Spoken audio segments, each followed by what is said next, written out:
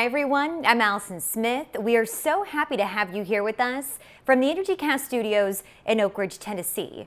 Let's take a look at June's top stories.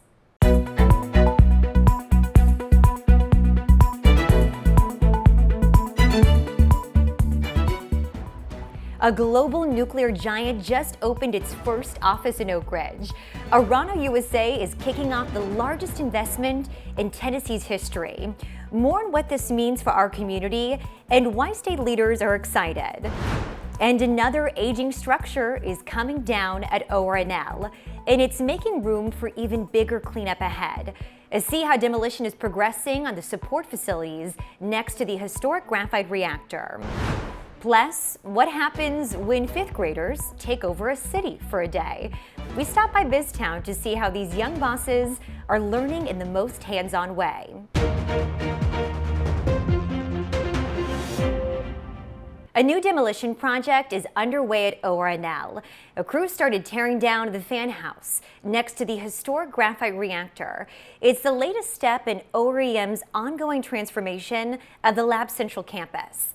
Our cameras caught all the action on day one. On a hill just 100 feet away from the world's oldest nuclear reactor, an old support building is coming down. Building 3003, the fan house that once ventilated the Graphite Reactor, is the first of 3 structures scheduled for demolition. A lot of challenges as it relates to haz waste removal. A lot of asbestos was in this facility, and high rad material. So this was hard work, right? Folks dressing out, going in, getting hot, getting sweaty, putting in a lot of calories to get us to where we are today. With limited room to maneuver, crews have to work with precision. The footprint up here, as you can see, is very tight. The topography is very challenging. So we don't have a lot of room to work with, but I feel like we've made the most of it, and the DEAC crews have done an incredible job of optimizing the space that is available.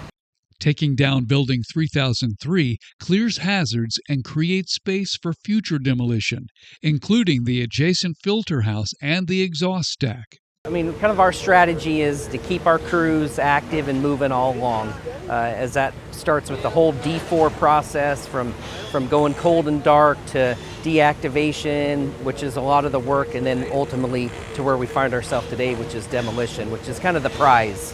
Meanwhile, another major demolition is already underway nearby on Building 3026. 2 big teardowns at once, a first for ORNL cleanup. Historical day for us here at UCOR and even UTB.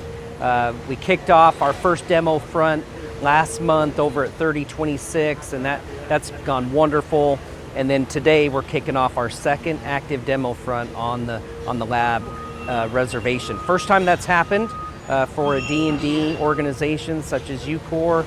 DOE says the work is a testament to teamwork and focus. A lot of work went into it to get us to this point, and I think that success shows a lot for the workforce here as well as our effort to meet the mission here at OREM. Once Building 3003 is down, crews will turn their attention to Buildings 3002 and the 3018 stack. A big boost in the fight against cancer, thanks to a unique project in Oak Ridge. Isotek surpassed a major milestone supporting clinical trials around the world. Employees extracted more than 15 grams of thorium-229, a tiny amount with a huge potential. This extraction boosted the global supply by 1,500%. The extremely rare isotope is crucial for a promising cancer treatment. Before this, only 1 gram existed outside of Oak Ridge. This accomplishment comes from a public-private partnership with TerraPower, Isotek, and OREM. Isotek extracts thorium-229 from the nation's inventory of uranium-233 stored at ORNL. After processing, the U-233 material is shipped for permanent disposal.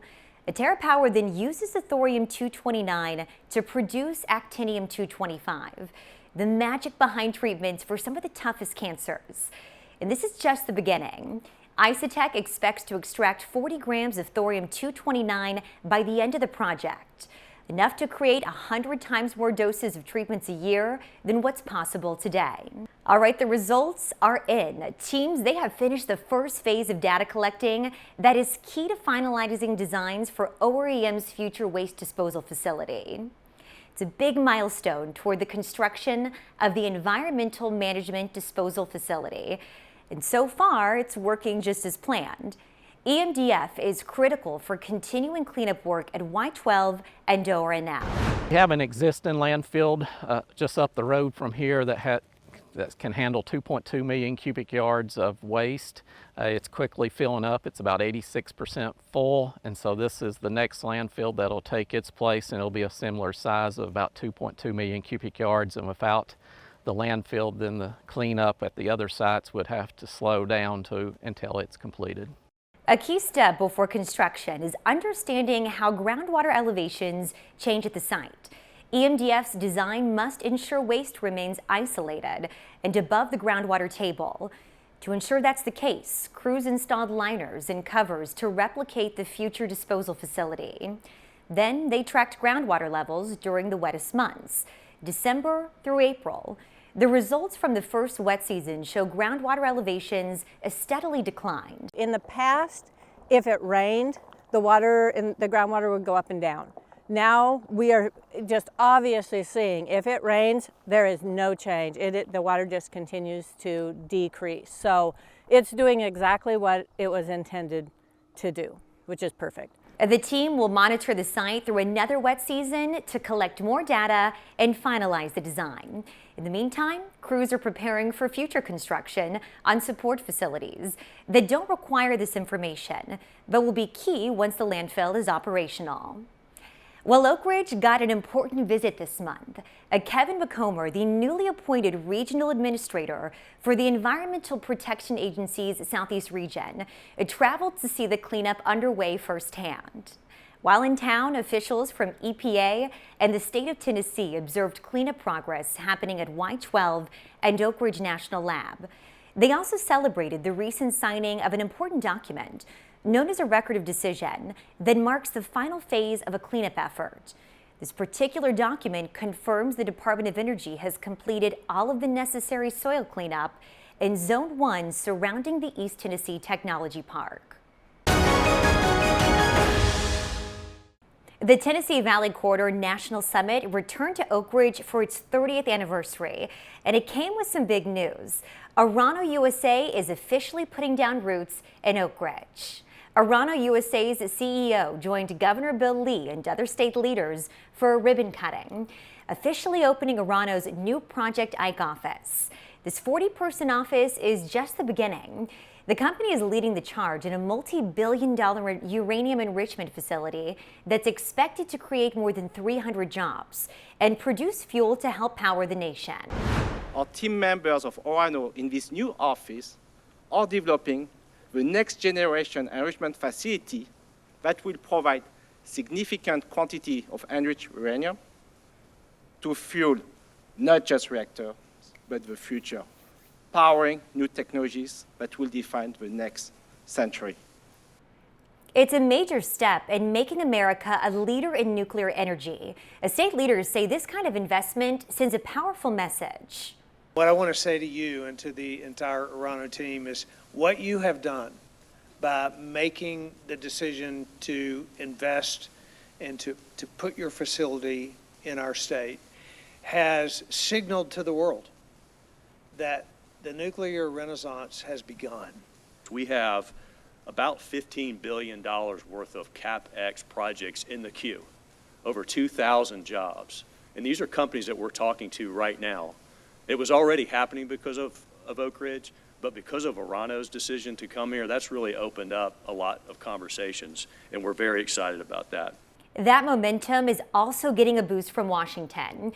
President Trump's recent executive orders aim to quadruple the nation's energy output by 2050.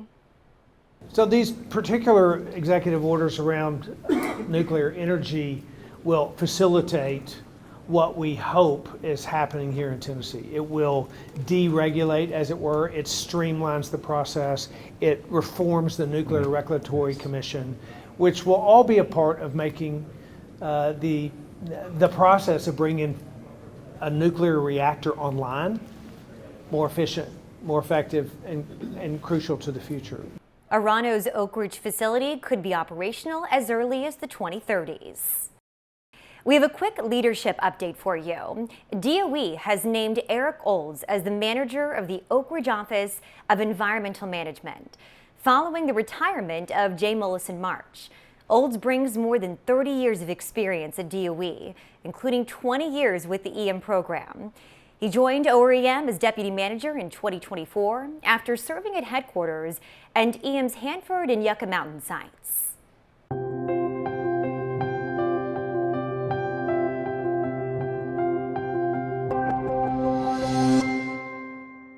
Well, fun is always on the agenda at AMSE's Energy Everywhere Summer Camp.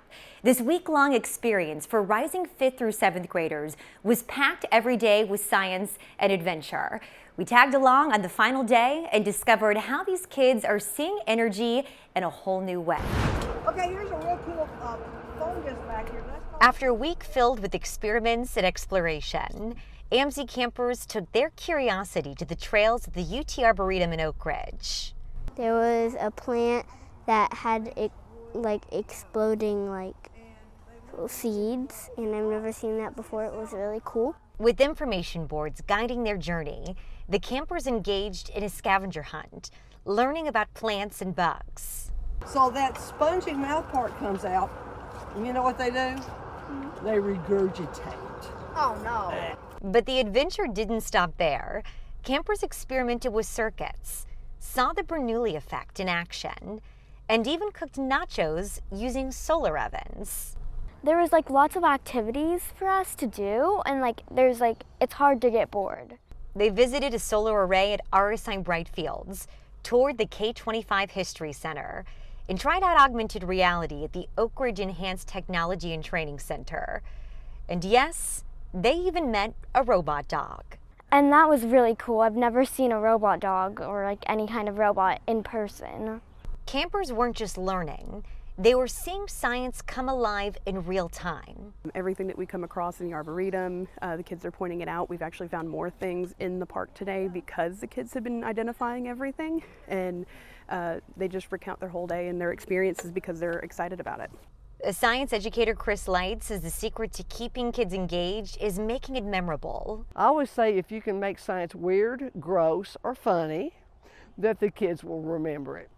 From the microscope to the hiking trail, this camp is giving the next generation the tools and wonder to explore the world around them. If you're looking for some exciting activities for the kids this summer, AMSE has more events coming up. From learning expeditions to sci-fi movies. Here's what you can look forward to in the coming months. Visit AMSE.org for details on events, ticket information, and more.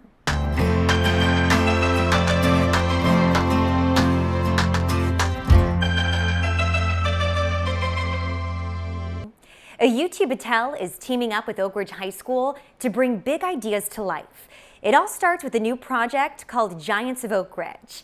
UT-Battelle is donating nearly $500,000 through the Oak Ridge Public Schools Education Foundation to support the Wildcat manufacturing program.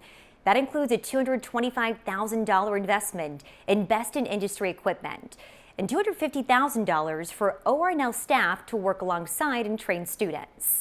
The skills that students are learning here are exactly the same sort of skills that we need for that next generation of workforce.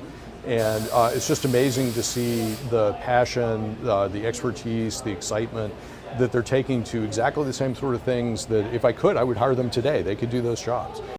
The funds will enable students to use advanced tools, robots, and technologies for 3D printing, all essential for the upcoming Giants of Oak Ridge project. Part of innovation is giving you the tools to imagine and dream. And this emerging technology is going to unlock potential in the creativity and the innovation of these students. As part of Giants of Oak Ridge, students will use generative AI, advanced manufacturing, and the software used to power ORNL's Medusa system to create life-size 3D statues of historical figures from the city's past. What if you ran a city or owned your own business? Well, 5th graders in Anderson County got a chance to find out. Junior Achievement's BizTown turned kids into CEOs, mayors, and bankers for a day. We stopped by to meet the bosses of tomorrow, and you might spot some familiar places. They are running the city today. They are going to be running BizTown. All right. Since I'm the CEO, I'm just doing a bunch of paperwork, pretty much. So I guess the best part is just walking to the other businesses and giving them stuff. They are out in the town right now, getting their business loans approved for their businesses, entering payroll so their employees can get paid. They each have very detailed job instructions that they go out in the town and complete their job tasks. The chemicals came in and I have to return it to Y12. Y12, we're doing a lot of security. It's really fun. The students get to apply for a Q clearance. We have a special police officer that performs our security and our safety checks around BizTown. So they're working very hard today, but they're going to earn money, and then they get to go out and spend that money in the retail businesses. Oh, they love it. They are absolutely having a ball. They take it very serious. It's going to teach us, like when we grow up and when we go to the real world, it'll show. This is going to be giving us a head start.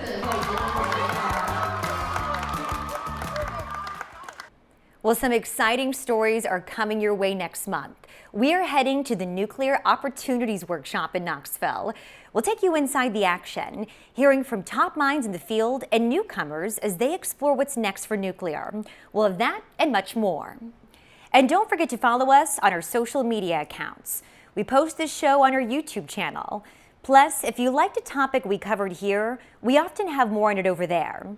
You can also follow EM News on our Facebook, LinkedIn, and X accounts. And thank you so much for joining us. And new episodes come out the last Wednesday of the month. You can watch on air or online, same places as always. We'll see you next month from the Energycast studio in Oak Ridge.